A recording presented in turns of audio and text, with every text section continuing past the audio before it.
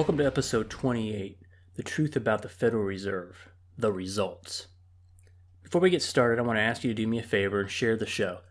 If you are on Facebook or Twitter and the topics of tariffs, Social Security, birthright citizenship, the government shutdown, or the Federal Reserve comes up, please share the Truth Quest episode with them. Or if you come across an article related to one of the episodes on a website that allows comments, cut and paste the URL of the episode right into the comment box. Also, if you are listening on the Apple Podcast app, please take a moment and scroll down on the podcast page and give it a 5-star rating. If you are feeling generous, please consider supporting the show financially. All donations will be used to expand the reach of the show. See the show notes page at truthquest.podbean.com for the link to the patronage page. The easiest way to stay up to date on the podcast is to subscribe on iTunes or Google Play Music. It's also available on Stitcher, Spotify, or Podbean. You can also listen to the episodes on the new Truth Quest Podcast YouTube channel. Finally, please join the conversation on Facebook at facebook.com/TruthQuestPodcast. In the previous episode, number 27, The Truth About the Federal Reserve, an Introduction, I laid the groundwork for this episode. So now that you know what the Fed is, why it was created, and how it creates money, let's look at the results of the last 100+ years since this monstrosity was created. If you have listened to any number of the Truth Quest podcast episodes, you know where I like to start my quest for truth, either in the Bible or the Constitution, depending on the topic. When Alexander Hamilton proposed the first bank of the United States, Thomas Jefferson argued that it was unconstitutional. It was not an enumerated power in the Constitution, however, it was implied, given all the charges the federal government was given in the Constitution. Excuse me while I digress for a minute, but the Constitution doesn't imply anything. It says what it says and it means what it says. You do not have to interpret it or try to determine what is implied. Like Peter Schiff is fond of saying, the Constitution is not written in Chinese. It does not need to be interpreted. Back on track. Whereas Hamilton argued that debt was a blessing as long as it was not excessive, Jefferson said, quote, "A private central bank issuing the public currency is a greater menace to the liberties of the people than a standing army. We must not let our rulers load us with perpetual debt." End quote. No truer words were ever spoken. Let me explain. When it comes to the Federal Reserve, you probably will not be surprised to find out that the power to issue fiat money, or paper money, is not enumerated into the federal government in the Constitution. As a matter of fact, it is prohibited. Additionally, in Article 1, Section 10, the states are specifically prohibited from doing anything monetarily other than gold and silver. It reads in part, "No state shall coin money, make anything but gold and silver coin a tender in payment of debts." In Article 1, Section 8, it reads, "Congress shall have the power to borrow money on the credit of the United States, to coin money, and to provide for the punishment of counterfeiting the securities and current coin of the United States." So notice the words used. Coin money, not print money, not bills of credit, not IOUs or fiat money. All of those were prohibited. Add to this the 10th Amendment's language about specifically prohibited to the states. There is no doubt that fiat money is unconstitutional. Individuals and private institutions such as banks and companies can issue IOUs and hope that the public will use them as money, but the government at any level is clearly prohibited from doing so. Every member of Congress has taken an oath to protect and defend the Constitution, and yet this charade continues decade after decade.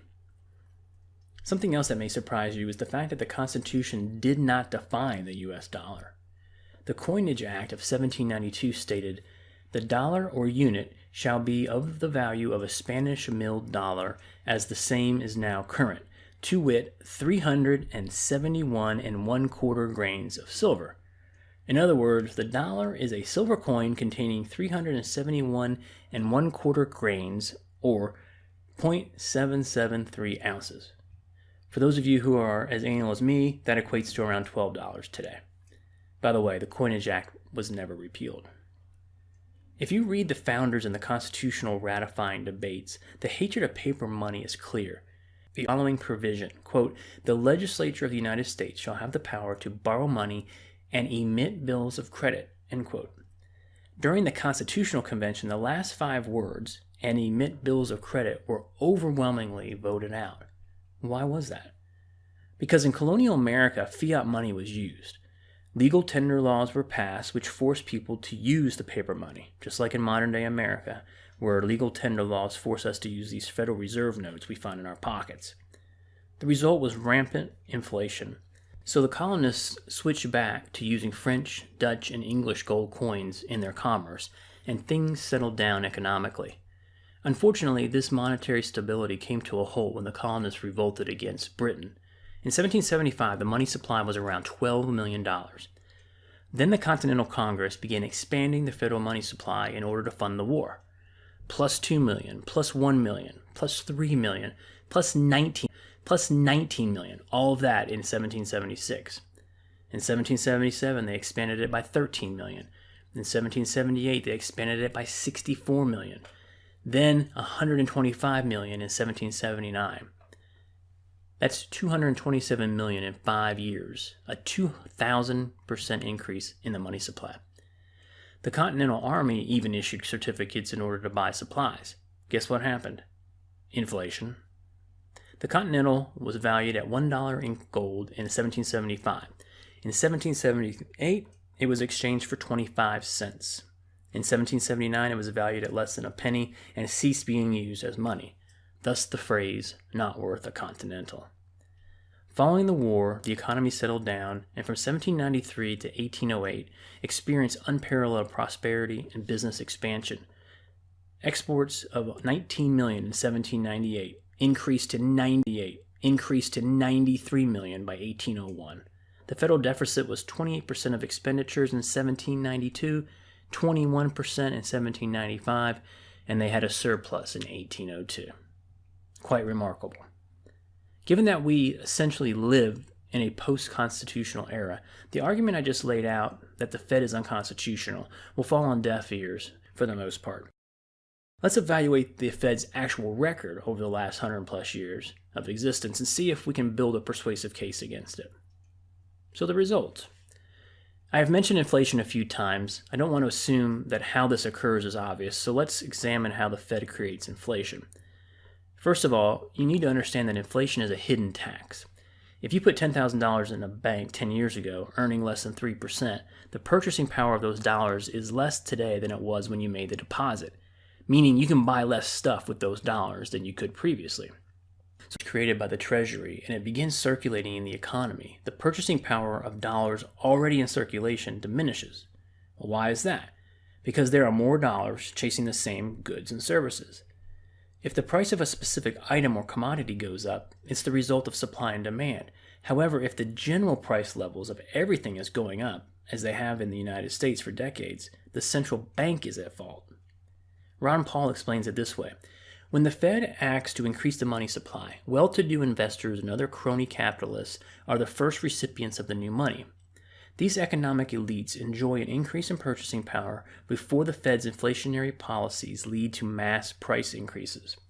This gives them a boost in their standard of living. By the time the increased money supply trickles down to middle and working class Americans, the economy is already beset by inflation. So most average Americans see their standard of living decline as a result of the Fed-engendered money supply increases. Mises.org explains, so if the chronic inflation undergone by Americans and in almost every other country is caused by the continuing creation of new money, and if each country's government's central bank is the sole monopoly source and creator of all money, who then is responsible for the plight of inflation? Who except the very institution that is solely empowered to create money, that is, the Fed and the Bank of England and the Bank of Italy and other central banks itself? Tom Woods explains it this way. Governments that hold a monopoly on the issuance of money have had a bad habit of debasing and destroying that money, a habit whose ill effects have been all the greater as government has moved away from precious metal money and into paper money whose value they can more readily manipulate. In short, the value of the dollar decreases as the amount of dollars in circulation continues to increase. Number 2, what about the impact? How does the Fed impact them? An average retiree should be able to accumulate money over their working careers and park those dollars in conservative, stable, income-generating investments and live off the interest. Instead, because of reckless manipulation of interest rates by the Fed, holding rates near zero for almost a decade, retirees either need to work longer or invest their money in riskier investments. So instead of parking their money in a CD and earning a modest 4 or 5% a year, they are forced to chase yield in the stock market and risk losing their nest egg. It is a wealth transfer from savers to the banking community. Think about it. Hundreds of billions of dollars in interest is no longer paid to these savers. Those dollars stay on the bank's balance sheet as retained earnings and/or allocated to dividends and stock buybacks. Remember, the Fed was created to benefit the banking system, creating a government-sanctioned, government-enforced cartel. So everything the Fed does tends to benefit that. Cartel. Members of this cartel are large investors, hedge funds, institutional investors, money center banks. They can borrow huge sums of money at very low interest rates, invest it in the stock market, buy bonds, loan it out, and profit. Number 3, the Fed policies cause malinvestment. Now, this may be a new term for some of you, as it was for me several years ago, so let me explain. Asset bubbles cannot form without loose monetary policies by central banks that fund them.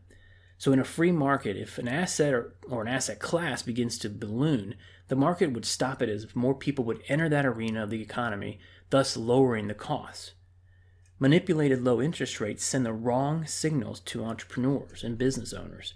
They induce people to acquire assets that they might not otherwise in an unmolested monetary environment. They cause overinvestment and malinvestment as resources are. Consider the 2008 housing bubble. Artificially low interest rates steered builders into building more and more homes because the money to buy them was so cheap. Because the money was so cheap and the restrictions on getting a loan so lax, again due to more government manipulation of the market, demand for housing was high. Without Fed intervention or manipulation, the free market would have put an end to the rising housing bubble in no time. Given the increased demand for loans, banks would have seen their supply of loanable money depleted. They would then have raised interest rates to take advantage of the high demand and lower supply of loanable funds. The higher rates would have discouraged some potential buyers from buying today and encouraged them to save instead.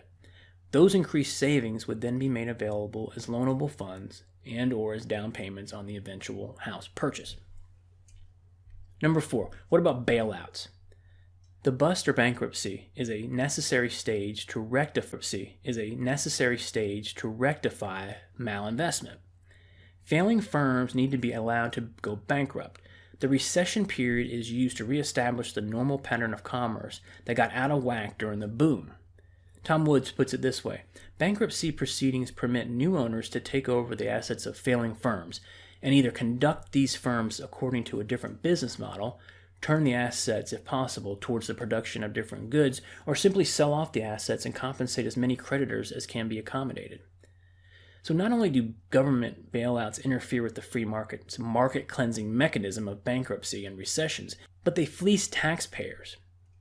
You can go all the way back to the bailouts of the railroad companies in the 19th century, Lockheed in the 1970s, New York City in 1975, Chrysler in 78, First Pennsylvania Bank of Philadelphia in 79, Continental Illinois in 1982, Commonwealth Bank of Detroit in 84, and of course the too big to fail bailouts of selected insurance companies, banks, and investment banks during the massive 2008 subprime meltdown. Not to worry, these bailouts guarantee that the Federal Reserve System fulfilled its purpose of making sure that banks kept getting their interest with the federal government loan guarantees and lines of credit of the FDIC. The politicians didn't want the crisis to go to waste, so they exaggerated catastrophic warnings about the pending economic collapse and public safety to justify their legalized plunder of the public coffers to benefit the banking system. If you look back at the bailouts, you will note that the federal government refused to bail out a number of smaller banks. Why would they do that? Because as we discussed in episode 27, one of the objectives of the establishment of the Fed was less competition. Again, mission accomplished. I've heard it said, the toughest regulator bails out no one is known as the free market. That's the only regulator necessary for the economy. Number 5. How has the Fed performed? Well, here is the Fed's scorecard 100 plus years after its creation. It oversaw the crashes of 1921, 1929, the Great Depression, the recessions of 1953, 57, 1969, 75, 81, 2008, and the inevitable recession facing America today. The Fed presided over stock market Black Monday in 1987 and 1,000% inflation that has destroyed 95% of the dollar's purchasing power. Consider this: in 1990, $10,000 annual income was required to purchase the same stuff that only took $1,000 annual income in 1914. Remember, inflation is a hidden tax. It's wealth confiscation. Christina Romer, who was Obama's chairman of economic advisors, found that recessions were not more frequent in the pre-Fed period. Yet we do nothing about it. The bottom line is the Federal Reserve has been an unmitigated success by the goals set out at Jekyll Island. However, it has been an absolute failure based on the goals it lays out for the public. Has the Fed accomplished its stated mandates, maximum employment and stable prices? Absolutely not. Clearly, I am of the opinion that the Federal Reserve is bad for America. Here's why. What do all the following things have in common? Lower savings rates, lower real wage rates, lower standard of living, lower net worth, lower home ownership, higher foreclosure rates, more two-income households, more personal debt, more workers over 65 years old, higher age to purchase first home, higher or same poverty rates, more personal bankruptcies, higher inflation. I would argue that most of these act reserve. What about calls to abolish the Fed? Why would we do that? Well, here's the case laid out by Edward Griffin, the author of The Creature from Jekyll Island, a must-read book about the Federal Reserve.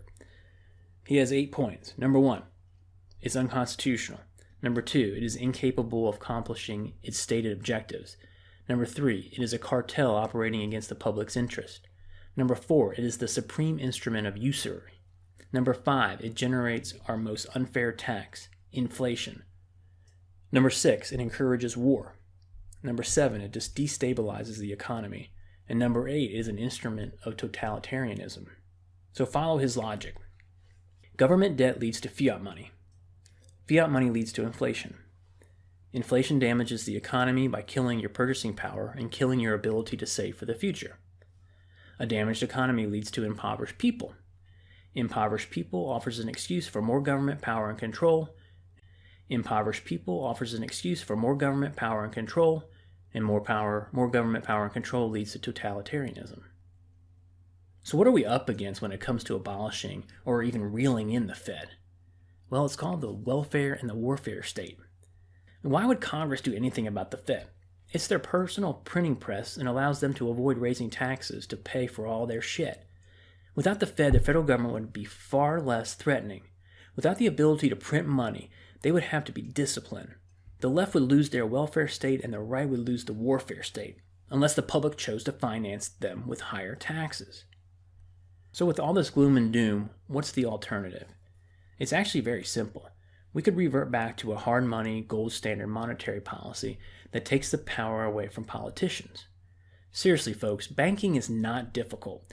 One person saves. The savings is housed in the bank. Those funds are now available to loan to other customers. The bank earns interest on the loan and shares a portion of it with the depositor. We need to encourage savings, which is the opposite of what is going on today.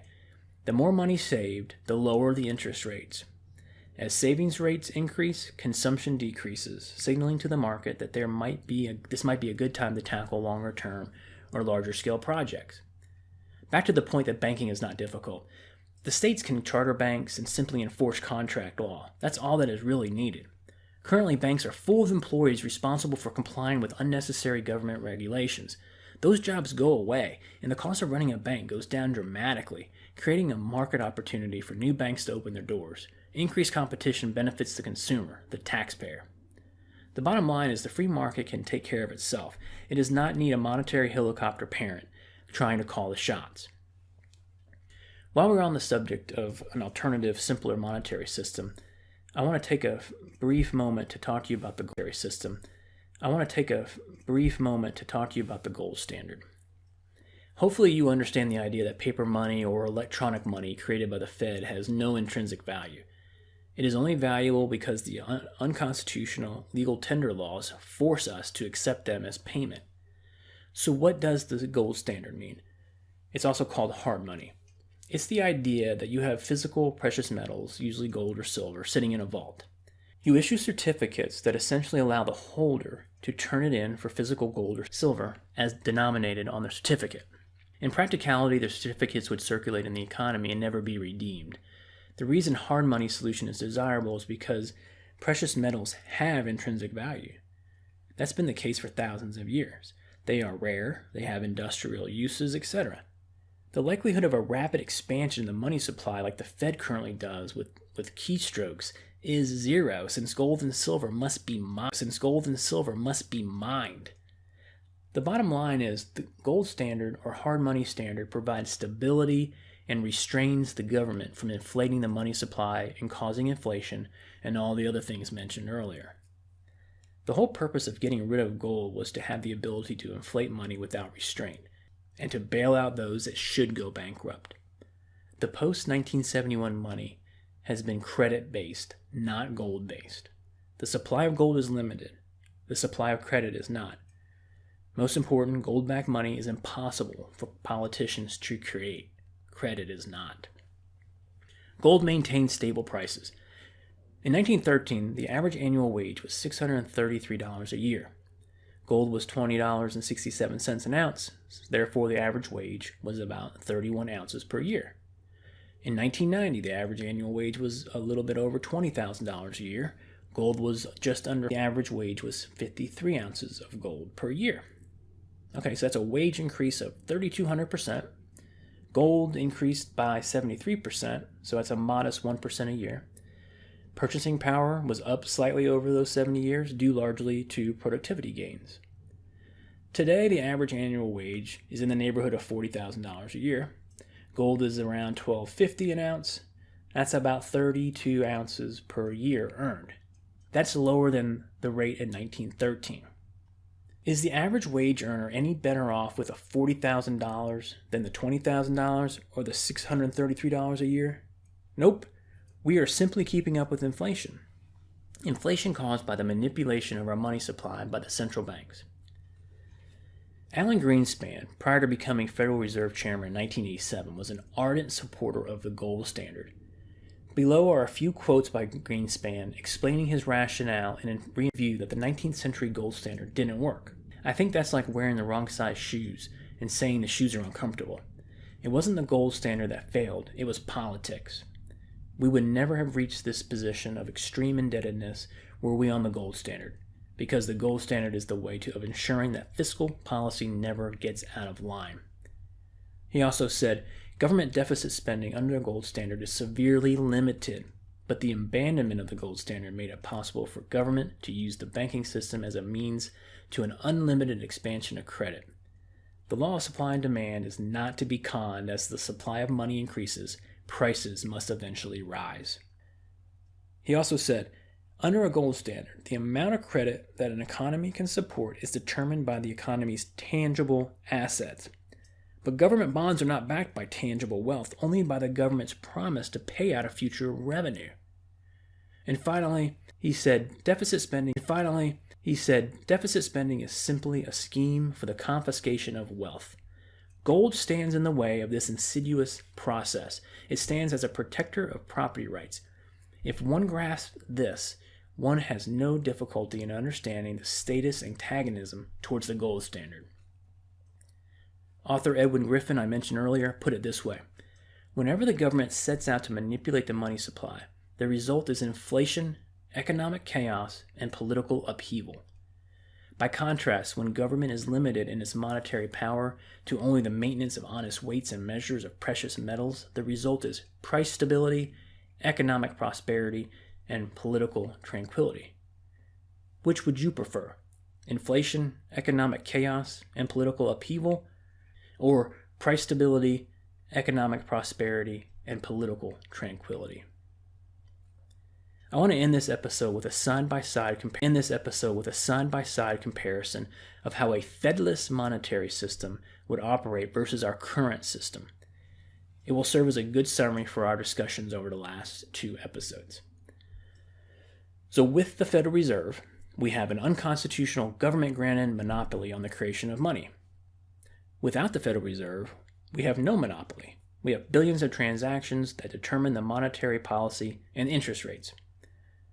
With the Federal Reserve, we have recessions and depressions that linger for years as the Fed's market manipulation interferes with the free market principles, too big to fail, zero interest rates. Without the Fed, we have recessions and depressions that self-correct with liquidation of bankrupt companies and industries. With the Fed, we have arbitrarily suppressed interest rates that discourage savings, hurts those on a fixed income, the poor, and savers. These artificial rates send the wrong signals to entrepreneurs to borrow at. That's the malinvestment we discussed. Without the Federal Reserve, interest rates are determined in the marketplace comprised of billions of independent, voluntary transactions between millions of producers, consumers, workers, savers, investors, entrepreneurs, and even speculators who return to normal rates and encourage and reward savings. A large supply of savings would lower the interest rates offered by banks competing to make those loans. These organically low rates send a correct signal to entrepreneurs to borrow and invest in expansion. With the Fed, we have economic booms and busts. Without the Fed, we typically would experience localized and/or sector-specific business fluctuations, no economy-wide booms and busts. With the Fed, we have artificially inflated stock market characterized by stock buybacks and dividend increases instead of productivity increases. Without the Fed, the stock market is rewarded for increases. Without the Fed, the stock market is rewarded for future growth, productivity, and innovation. With the Fed, lending is suppressed. Why loan money at artificially low rates? Instead, institutions seek higher yields and take more risk than otherwise necessary by taking the cheap money from the Fed and investing it in the stock market or other riskier vehicles. Without the Fed, savings are used to finance business expansion. Depositors restrict current consumption, i.e. save, and business expands using the savings which is loaned to them. Lower consumption turns into more savings. Those saved dollars are then loaned out. With the Fed, we have central planning and crony capitalism. Without the Fed, we have free market capitalism. With the Fed, we have fiat money, no gold standard, unlimited credit expansion created out of thin air, no precious metal backing, no backing at all except the government's force, legal tender laws. Without the Fed, we could have sound money, hard money, possibly backed by gold and or silver, both of which are scarce, limited, and cannot be created out of thin air. They must be discovered, mined, and minted. They're rare, durable, portable, and divisible. With the Fed, we have bailouts. Without the Fed, we have bankruptcy. With the Fed, we have inflation, resulting from the increase in the money supply. Without the Fed, it is very difficult to increase the supply of gold and or silver, therefore inflation is severely limited. And finally, with the Fed, we have a welfare and warfare state that is fully funded. Without the Fed, neither would be financed to the insane levels they are currently unless the voters approve the spending via higher taxes. So I'll leave you with this thought. With the Fed, inflation, economic chaos, and political upheaval. Without the Fed, price stability, economic prosperity, and political tranquility. Please join the conversation at facebook.com/TruthQuest podcast.